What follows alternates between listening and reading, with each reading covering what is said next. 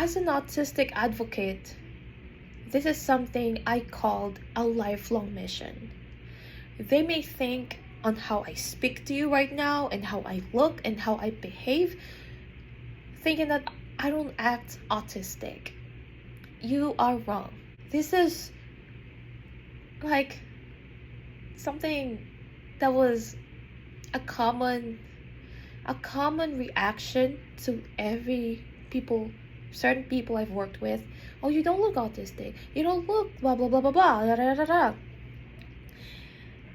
If you ask me what is this kind of reaction, to me it speaks a little bit of ableism approach. You know why? Because people think when people with autism, they said, oh, people with autism are incapable, when actually we are more than capable of what we do and what we can do in society than everybody thought. On the other hand, this has been to my attention in a couple of years, of which I'm not even ready to talk about it. Now I'm ready to talk about it. Ableism is everywhere. You're not only feeling it within the autism community, but in other aspects of disability, like people with other disabilities, okay? But let me talk about people in the autism spectrum's perspective, I meant. From someone with autism's perspective, okay? This was, for me, like, I wasn't offended. I wasn't hurt.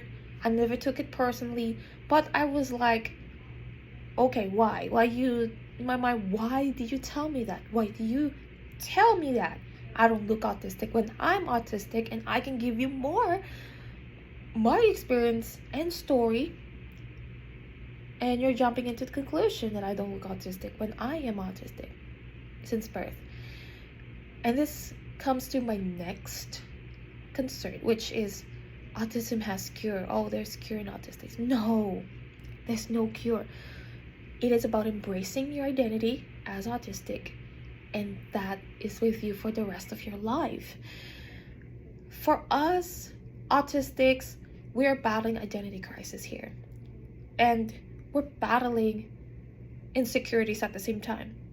It meshed both ways, because insecurities and identity crisis go together, and that's the saddest truth. Because some autistics brace themselves that they are autistics, and they feel no shame of saying it and being proud of it, because it's a sign of uniqueness. While on the other hand, people with autism are just sharing their shame. They felt like they want to abandon their identity and thinking like, oh, they just forget being autistic just to fit in with people that they thought, quote unquote, a good influence when they're not sometimes. That's the reason why I said that, because I'm in that experience before. Way back in my high school, I wanted to let go of being autistic. I wanted to forget it. Like, it's been like 5 years. 2 years I meant, because I said I want to forget being autistic. And to me, that was my biggest mistake. Until 2014, on my birthday, 19th birthday, March 9th, I started to embrace the identity and myself being autistic, and I feel no shame. And that is something that I want to tell to my fellow autistics. Don't be ashamed that you're autistic, because you're born with it and you are unique in any way, in any shape or form. And don't let other people that criticize you in a bad way get into you. Let them screw up and let them eat their words for your good deeds and your leadership. And as a self-advocate, autism has become part of my identity and also part of my life in general. It teaches me how to embrace life. It teaches me how to face life under pressure and how to be calm and calculated. I sometimes situate myself accordingly. I come prepared. I want to be prepared at all times in advance, in those 4 weeks, whatever. as long as, I'm ready for everything. You have to be ready for everything because you do not know what will happen next. And that comes to my next one is sustainable advocacy. Because if you keep advocating and no one listens to you, you have to find a different approach on how to advocate your advocacy, which is myself, autism advocacy, and my sub advocacy is independence and performing. And my other niche is finding your passions, like which hobbies you felt you love to do it in the long run.